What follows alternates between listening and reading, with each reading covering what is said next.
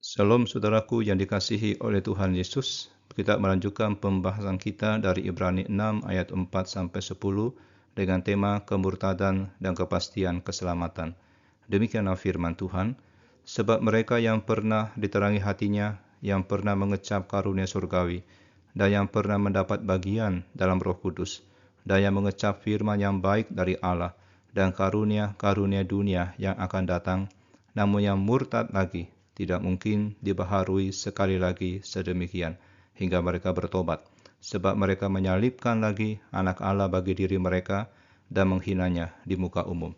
Sebab tanah yang menghisap air hujan yang sering turun ke atasnya, dan yang menghasilkan tumbuh-tumbuhan yang berguna bagi mereka yang mengerjakannya, menerima berkat dari Allah.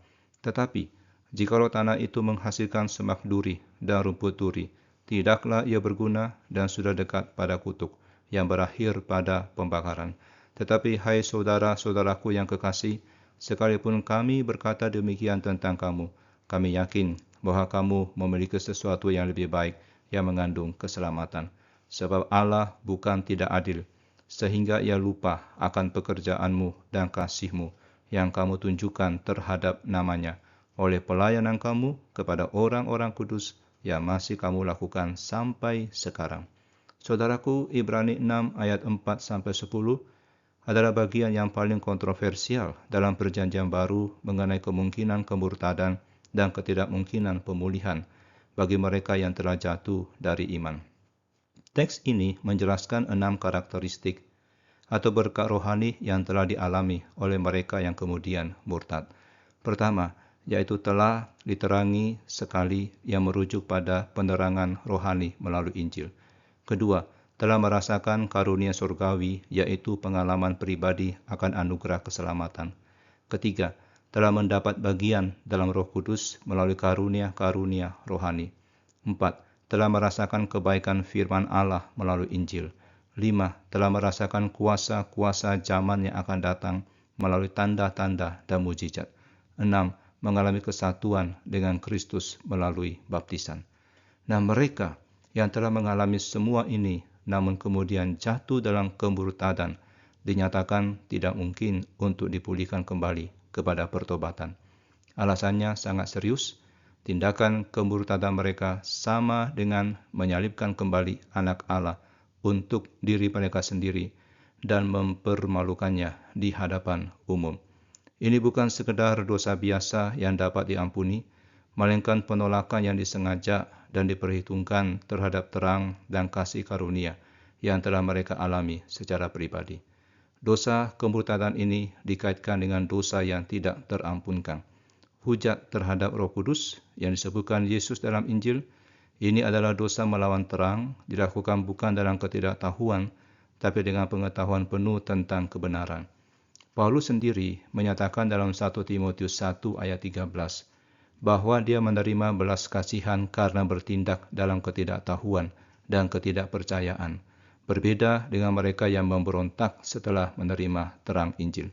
Saudara, perumpamaan tentang tanah yang menerima hujan, namun menghasilkan duri dan rumput duri, alih-alih tanaman yang berguna digunakan untuk menggambarkan kondisi para murtad.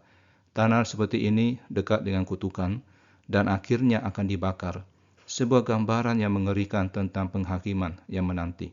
Perumpamaan ini mengingatkan pada kutukan terhadap tanah setelah kejatuhan manusia dalam Kejadian 3 dan perumpamaan kebun anggur dalam Yesaya 5, di mana umat perjanjian Allah yang telah menikmati berkat-berkatnya justru jatuh dalam kemurtadan dan mengundang penghakiman Allah. Saudara, prinsip yang ditekankan adalah bahwa tidak semua yang ada di dalam gereja adalah bagian sejati dari gereja yang sejati. Sebagaimana dinyatakan dalam 1 Yohanes 2 ayat 19 tentang mereka yang keluar dari persekutuan, karena sebenarnya tidak pernah mereka itu menjadi bagian darinya. Perumpamaan penabur Yesus mengilustrasikan bahwa hanya satu dari 4 jenis tanah yang benar-benar menghasilkan buah yang bertahan.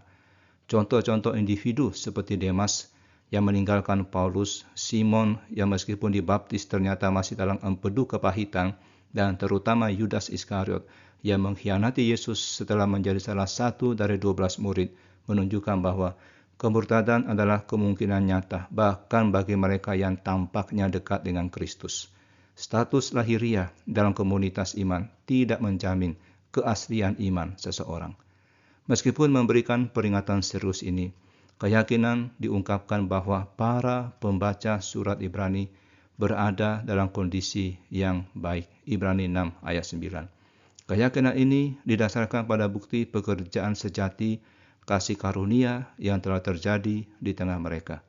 Terlihat dari pekerjaan kasih mereka dalam melayani orang-orang kudus. Dasar keyakinan ini adalah prinsip kedaulatan mutlak Allah yang penuh kasih karunia dan sifat pekerjaannya yang tidak dapat gagal dalam kehidupan anak-anaknya. Regenerasi dari awal sampai akhir adalah karya Allah, karenanya kita aman dan pasti. Kemurtadan merupakan kemungkinan yang suram dan lebih dari sekedar hipotetis bagi orang-orang yang melalui identifikasi dengan umat Allah telah dibawa ke dalam lingkup berkat ilahi. Tetapi pekerjaan sejati Allah dalam hidup orang percaya yang sejati, yang punya iman yang sejati, itu nggak bisa gagal. Nggak semua orang dalam gereja adalah orang Kristen yang sejati. Kristus sendiri menyatakan bahwa semua yang diberikan Bapa kepadanya akan datang kepadanya dan tidak akan dibuang. Dan bahwa tidak ada yang dapat merebut domba-dombanya dari tangannya. Misteri pemilihan ilahi menjamin bahwa tujuan kedatangan Kristus ke dunia akan terpenuhi tanpa frustrasi.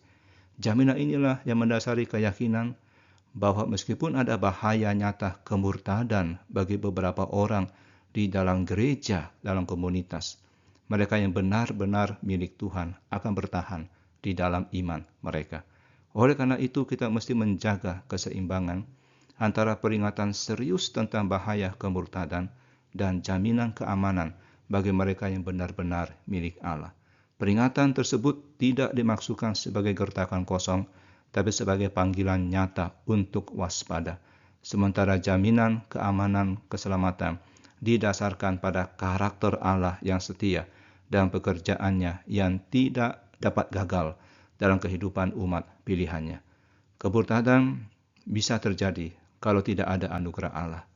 Inilah paradoks yang harus dipegang dengan teguh. Kemurtadan dari anggota gereja adalah kemungkinan nyata yang harus diwaspadai. Tapi mereka yang benar-benar milik Allah tidak akan pernah kehilangan keselamatan mereka karena Allah sendiri yang memelihara mereka.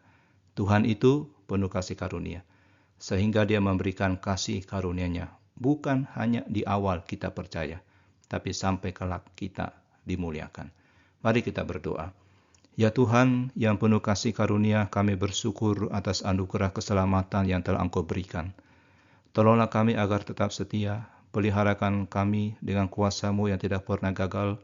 Berikanlah kami kekuatan untuk menghasilkan buah-buah rohani yang berkenan kepadamu, dan teguhkanlah hati kami dalam menghadapi pencobaan dan godaan.